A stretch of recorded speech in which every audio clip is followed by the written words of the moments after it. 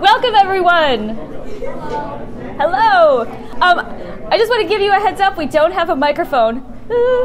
I know. So we're just going to have to talk really loud, and that's okay because we're good at that, or we're going to get good at that. I just want to welcome everyone to our annual celebration of first-year writing. My name is Dr. Kim Lacey. I'm an assistant professor in the English department. Our first-year writing coordinator, Dr. Sharon Francis, couldn't be here. She has a family emergency, but we all know that she's really bummed out because she loves this event. She really is dedicated to all the students that go through first-year writing. But we promised her that we would celebrate really hard anyway, so we cannot disappoint her. We're delighted to honor so many excellent students today. Writing courses aren't always the most popular. Everybody hates taking them. Usually. They're dreaded. We have to get through them to get to the next step. However, let's put things in a little perspective. We have about 70 sections of first-year writing in the fall. There are about 20 students in each course. That's about 1,400 students that go through those courses. You guys are the winners of that group. Out of 1,400 students, you are the best ones of that. So I think that deserves a round of applause to kick us off.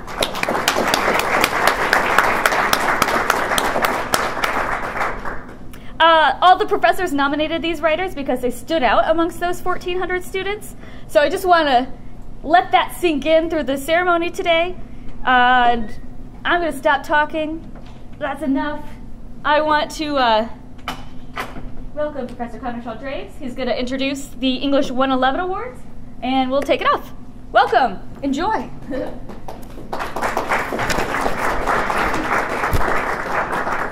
Okay, hopefully this is where my 10 years of theater training will come in with my projection, so hopefully everybody in the back can hear me.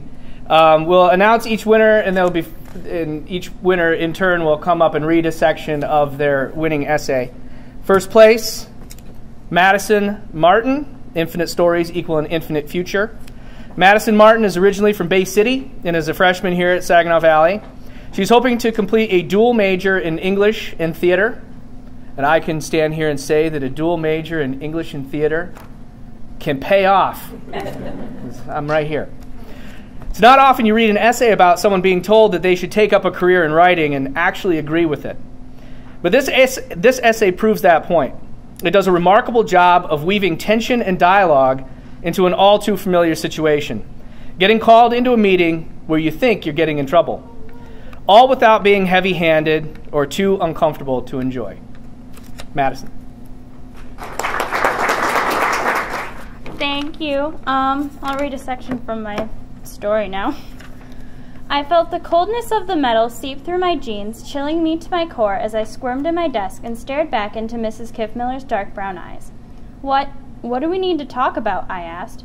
She pointed at the story I had written. I waited for the inevitable. Have you ever considered a career in writing? She questioned. I was stunned. I thought I was done for, and she wanted to discuss my future? I blinked for a second and shook my head. No, why? She smiled at me, her white teeth contrasting against her tan skin. This story that you wrote for me was very good. A huge wave of relief washed over me. I wasn't in trouble, she just enjoyed my story. I couldn't stop grinning. Thank you. She nodded and sat back, allowing me to take a breath and relax. What else have you written? Still grinning, I explained to her how I had started writing a novel but had never finished it. I don't think I'll ever finish it, I lamented with a shrug. She sat closer to me, her face no longer serious and stern, but relaxed and kind. I think you have serious potential. I think you could go far with a career in writing. She smiled and stood up. I followed her example, my heart lighter. It was like I was walking on clouds. Thank you for your help, Mrs. Kiffmiller. I grabbed my gray bag and slung it over my shoulder with a huff, and picked up my massive green English book off her desk. It was really great talking to you. She put her hand on my shoulder and led me out of her classroom. Anytime. And please keep in mind what I told you. I nodded and looked back as I stepped into the empty hallway that was lined with windows, letting in the brilliant sun. Don't worry, I will. I waved at her as I walked down the bright hall, now feeling like I could do anything. Thank you.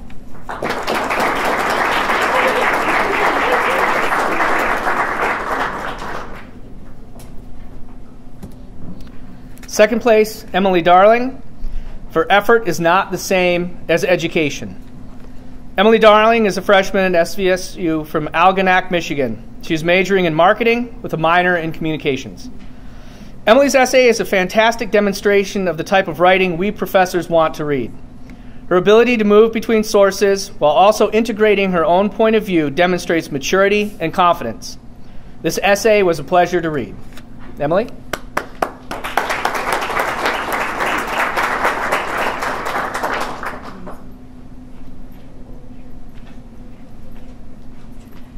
Okay, so I hope everybody can hear me. Thank you so much for having me today. And this is going to be my part of the piece. After reading Daniel Brunner's essay, Entitlement Education, the most important part to me was when he said, 2 students have entered college on different academic levels. One on the higher level has graduated with an even higher level, while the lower level has remained pretty much the same. I think this sums up the problem with the adjustment of college perfectly. While one kid barely got through high school, the other graduated on the top of their class, but they both earned the same diploma. As they both go on to college, the lower level student is used to doing the bare minimum, while the higher level student is already adjusting to the rigorous pace of this new lifestyle.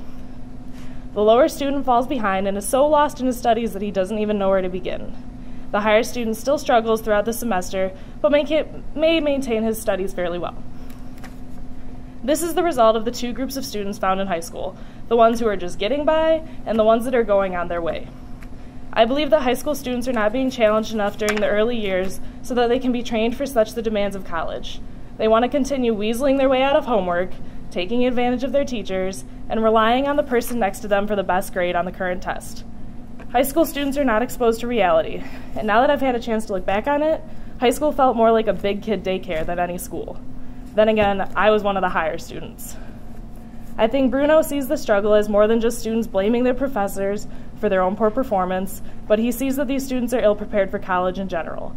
He doesn't see an issue with entitlement, he sees the underlying problem that poor college students must have come from a poor high school experience.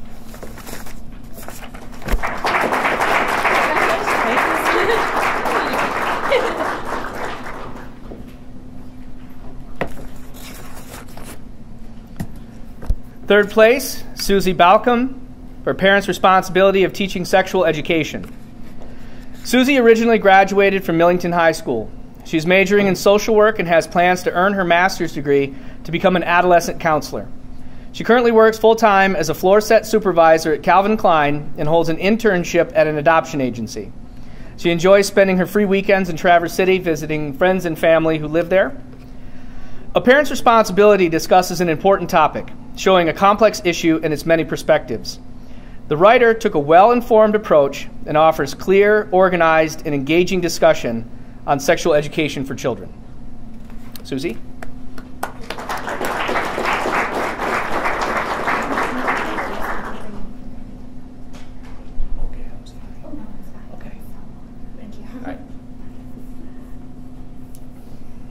Little mix up there. Fourth place for Jalea Hawthorne, Rags to Riches or Ratchet to Riches. Jalea is a freshman nursing major from Detroit. In her paper, Jalea takes a nuanced approach to examine the genre of reality TV and convincingly and logically develops her argument that many of the heroes and heroines in reality shows are not all that different from fairy tale characters generations of children dreamed to be like in the past. What makes her paper especially commendable is that it engages its intended audience and that it effectively integrates a wealth of examples and details from many different outside sources. Jalea?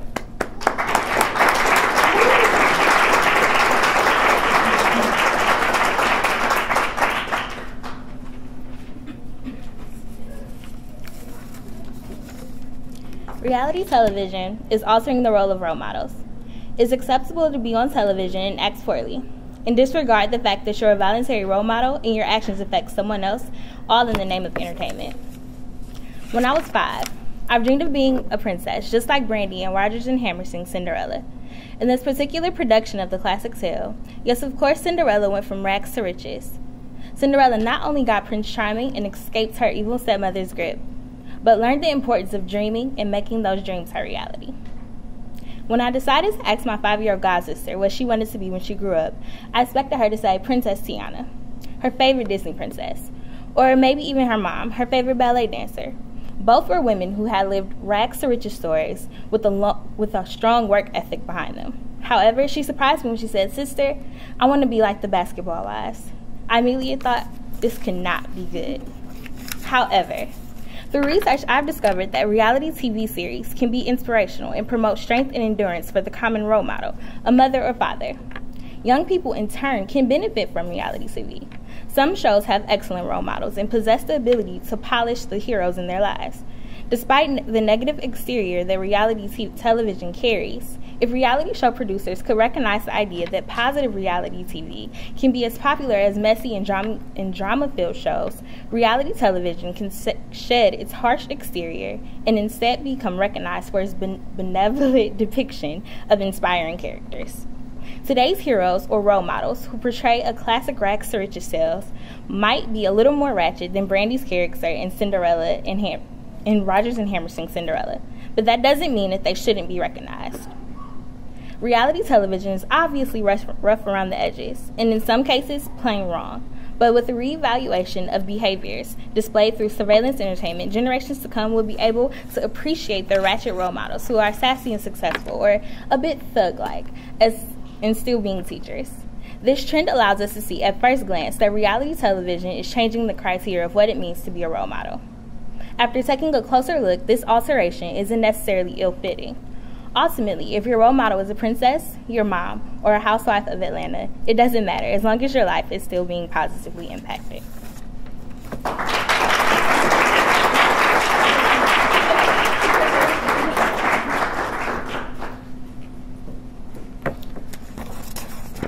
Fifth place, Cameron Pratt for Selfless Charity Does Not Truly Exist. Cameron is currently a business major but may soon switch to a major in accounting. He plays trombone in the Saginaw Valley State University marching and concert bands. Cameron is an honored student here at SVSU and a graduate from Howell High School. After reading Cameron's essay, I had 3 words written down: clear, thoughtful, and engaging. His paper moves effortlessly between his own argument and outside sources. Well done. Cameron.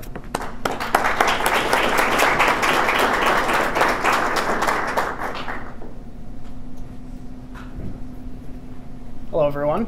Thank you very much for being here today. Before I start, I'd like to give out a special thank you. He's not here today, but my high school humanities teacher, Ryan Carrier, was the man who really gave me the idea for this paper, and I just felt like he deserved a thank you. Charity, although essential, does not fall under the category of altruism because of the various benefits one can receive in return.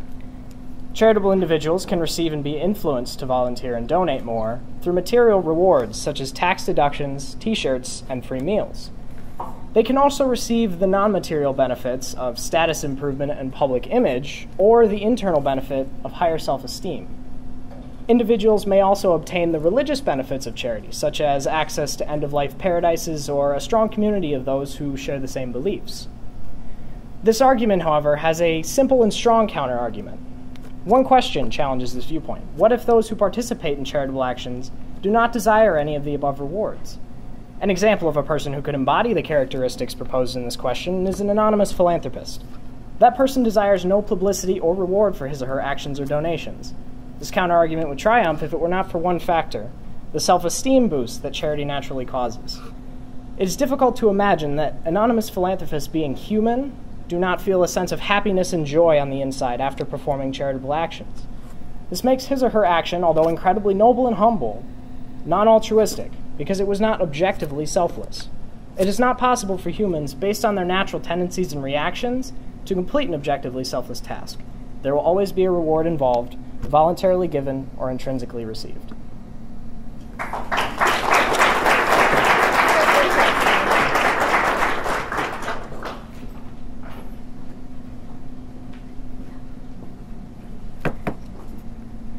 Next up, we actually have a new, kind of a new category. Connor and I were excited about some of the timely topics, so we want to give Claire Collins an opportunity to read a little bit about the legalization of recreational marijuana.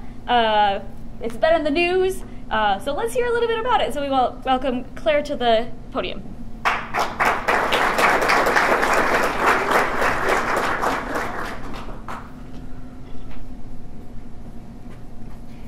Marijuana can cause brain developmental abnormalities, especially during adolescence. The National Institute of Drug Abuse's article states that marijuana use among adolescents is rising, making it the most commonly used drug in the United States. According to the NIDA, however it is ingested, THC acts upon specific molecular targets on brain cells called cannabinoid receptors. Chemicals similar to THC called endocannabinoids ordinarily activate these receptors. These are naturally occurring in the body and are part of a neurocommunication network that plays an important role in normal brain development and function. The NIDA's research shows that daily marijuana use during adolescence causes abnormal development of the brain structure and also normal function of the brain. A large study conducted by the NIDA, which followed individuals over time, showed that people who began smoking marijuana in large amounts during their teens lost as much as 8 points in IQ between age 13 and age 38. And even more importantly, these lost mental abilities were not restored for those who quit smoking marijuana.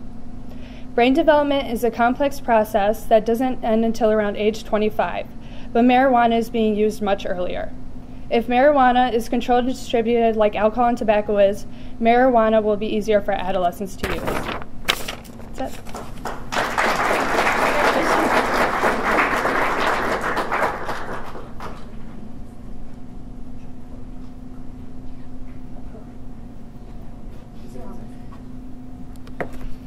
And now the other finalists for the English 111 Award.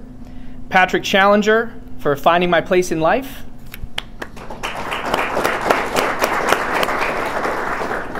Jacqueline K. Emming for the relationship between poor classroom environment and low academic achievement.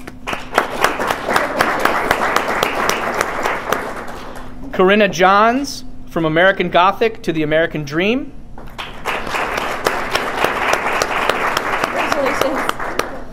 Julia Johnson for American Gothic.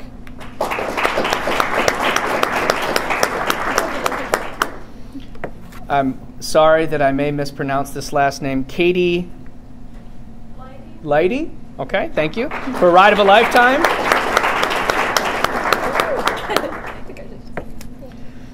Caitlin Popwar for There's Always No Alternative. And Ajani Rosier for Twerking is the New Black.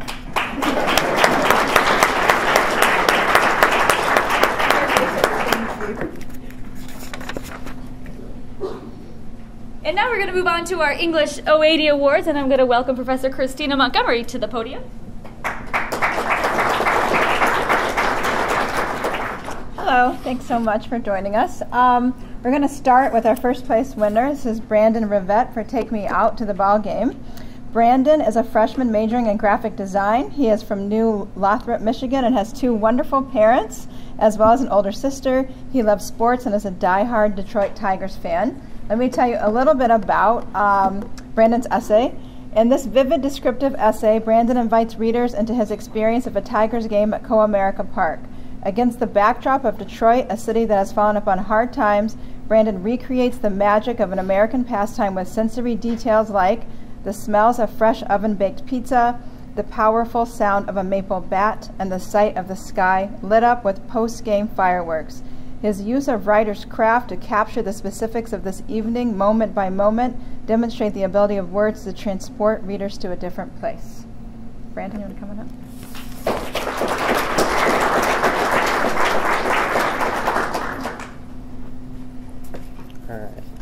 Take me out to the ball game. As I enter downtown Detroit, there's not a better feeling in the world than exiting I-75 after a long drive and having Comerica Park fill up your front windshield. Detroit may not be the prettiest of cities, but the atmosphere around Comerica Park is insane. Whether it's a day game or night game, I can expect to see 40,000 amped up Detroit Tiger fans to pack into the park. It's great to see such a beloved and historic team like the Tigers thrive again in a city that has always seen a fall in hard times. Every time I attend a game at Comerica Park, I leave with an experience I will never forget. As I arrived at my mid-level seats at the ballpark, the view of the ballpark was breathtaking. This is what makes the game of baseball a thing of beauty. From foul pole to foul pole, there was not a bad seat in the park. We sat down, looking at the great views of the field, the players, the scoreboard, and the Chevrolet fountains out in center field. The most powering view was of the Detroit skyline. It made me feel like I was in the heart of downtown Detroit. As the Tigers' bats were cold up into the 8th inning until Justin Lerner was still dominating.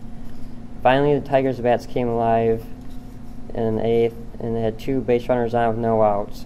The walk-up music started as they welcomed Miguel Cabrera up to the plate. Wearing my replica Cabrera jerseys, I stood up to get a better view of Cabrera. He fell behind in the count quickly, and the crowd chanted MVP, MVP, MVP.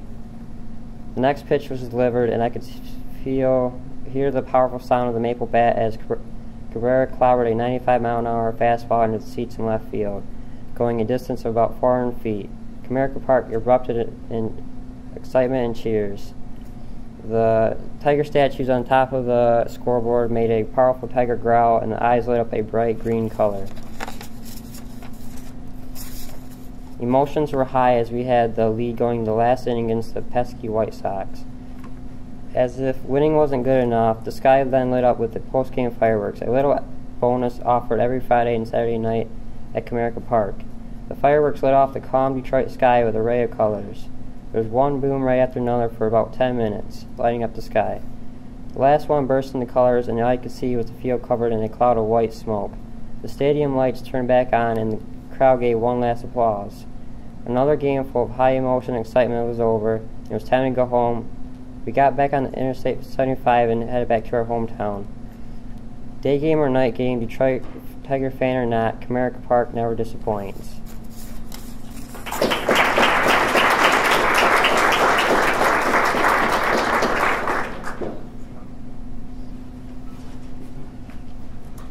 All right, our second place winner is Bradford Fordham for the essay, An Unknown Pimp, the NCAA. Bradford is a freshman from Detroit, Michigan, and is majoring in pre-physical therapy. In An Unknown Pimp, Bradford tackles the complex topic of funding college athletics. His argument is sophisticated, and I especially appreciated his incorporation of research from a variety of sources. His essay is a great example of outstanding college writing. Bradford, you want to come on up?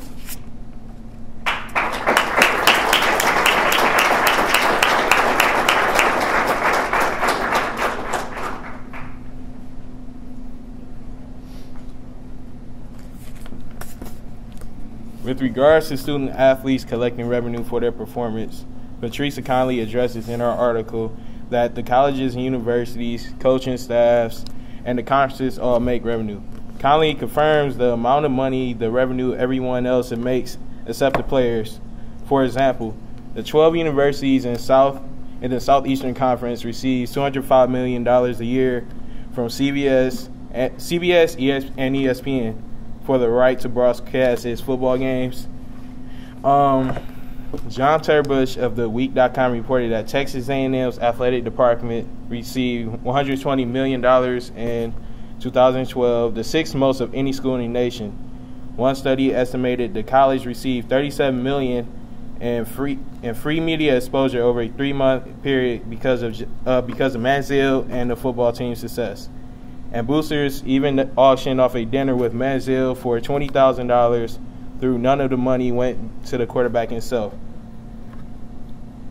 Johnny Manziel did not see a portion of money except in his athletic scholarship that he was awarded from the school. Manziel athletic scholarship is not even a tenth of the earnings of the athletic department. Most of the players decide to turn pro when they are eligible because they see the amount of money the school makes that they can make compared to the athletic scholarship in college.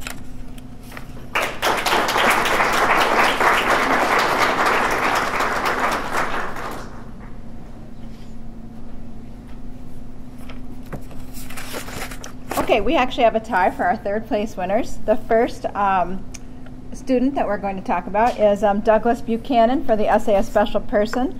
Douglas is a freshman from Detroit, Michigan. His major is undecided.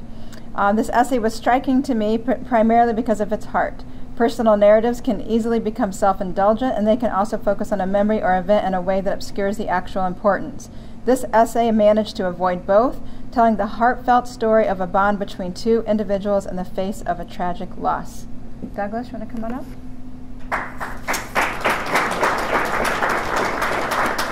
Is he here? No, he wants me to read, though. Oh, he wants you to read. Right. I am not Douglas, but I am his teacher, and I'm going to read this paragraph. It was about that time to get ready for prom, and I didn't have a clue where to start to get things together, so I called my uncle because he'd been through it already. We went to look at suits, ties, and shirts. I hated shopping in stores because we had to wait a lot, but we made the best out of it that day. It was a good time because he would pick up something ugly and ask me if I liked it or not, and I would shake my head no, and then we would both start laughing. The day of the prom, my uncle was going out of town. He said he wouldn't miss me going to prom for nothing. On that day, we were taking pictures for hours at 2 different locations, and he almost missed his flight. Before my uncle left, he said, "You have become the perfect young man, and I know your father is proud of you, and I'm proud of you also." That was the best statement made about me because I was thinking I was really on the right path and hopefully will be very successful one day.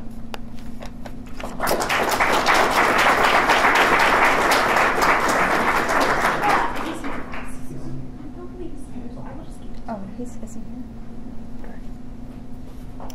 Okay, and our second third place winner is Cameron Love for the essay The Impossible. No, that's all right, we can clap now. Okay, great. Cameron is Cameron loves to write and improving on this is in quotation marks, my not so great areas of writing. I overall would love to thank my teacher, Mrs. Gillen Markey, because without her, none of this would be possible. Cameron is a freshman from Sterling Heights, Michigan, majoring in communications with a minor in broadcasting.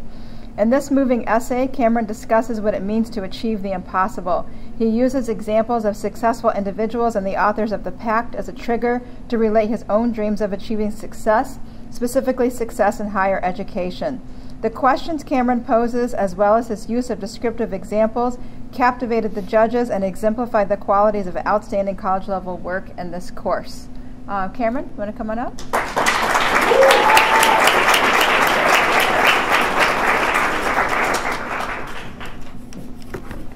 Thank you all. Before I get started, I just want to thank a couple people.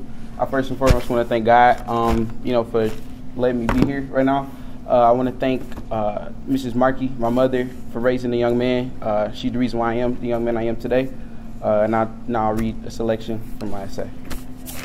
Okay. What is impossible? Is it that half-court shot your friends told you that you couldn't make?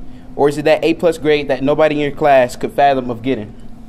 The impossible is such an interesting word, a single word oxymoron. The prefix of the word is ein, which simply means to not. The root word possible means to be able to do something. I myself am attempting to do something impossible as well.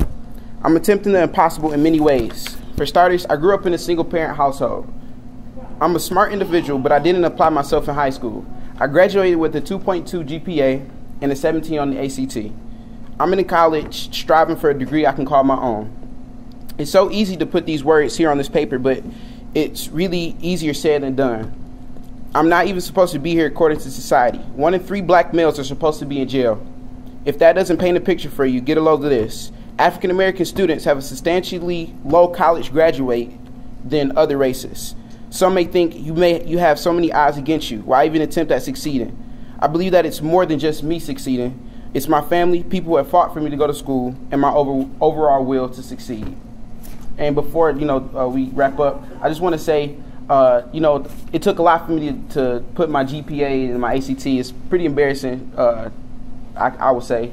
But I really feel like, your beginnings don't determine your endings, and this is a stepping stone for me, and I'm looking forward to much more success in the future. And I just want to congratulate everybody else who won the awards, and thank you to everybody who read our papers, and thank you guys.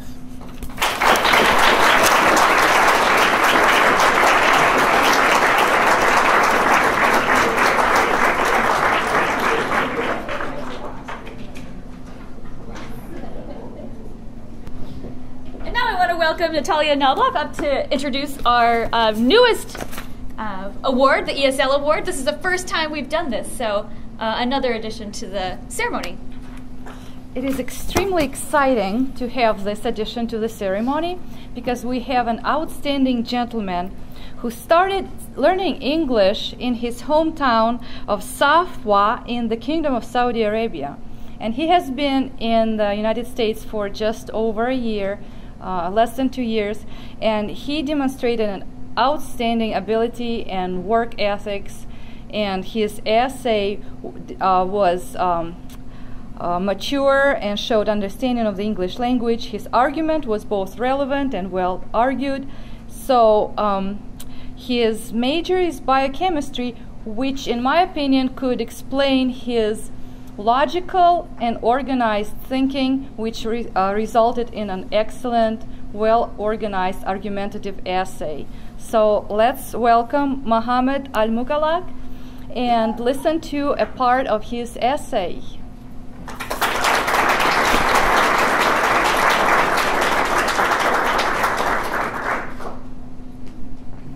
Thank you, Dr. Nabla.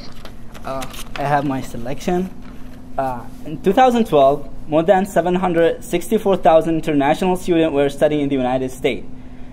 While almost all of them need to develop skills they are learning in school through practice, be able to cater for their living expenses, gain experience for the field they are preparing to work in, and make contribution in the country's growth for good recommendations, none of them is eligible to work off campus. Therefore, international students should be given the right of working off campus while studying in the United States. Their work should be in line with the courses they are pursuing and under regulated conditions to ensure quality is gained and delivered. Giving international students a permit to work off campus offers them a chance to interact with residents at workplace, where interaction is very essential. This gives the student a chance to develop their communication skills because they get a chance to talk and improve their English. It's observed that most of the students shy away from speaking with the residents due to fear of displaying their accent while communicating, which may sound funny at times. Developing communication skills, especially in English, which is very diverse worldwide and is the language used while teaching in class, help the students so much. Research reveals that most of the students are from English-speaking countries, which makes it an added advantage. It helps build confidence in speaking and a good command in writing. These skills are important when applying for jobs and writing resumes. Thank you.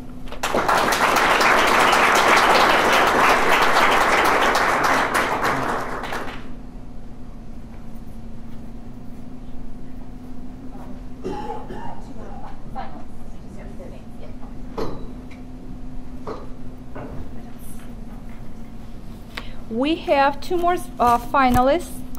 Zainab Al-Abdul Mahsen wrote an essay, Pathways to Liberty, and Ali Al-Obaidan, reflective essay on pre-writing and process writing.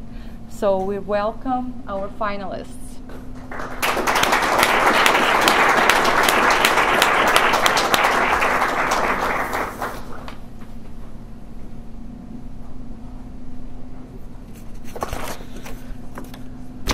Okay, we would like to thank everybody for coming out, and congratulations again to all of the winners. Please feel free to stick around. There's cake and refreshments over here, and a photo booth over here that's set up, I believe. Take photos of everyone. So congratulations again.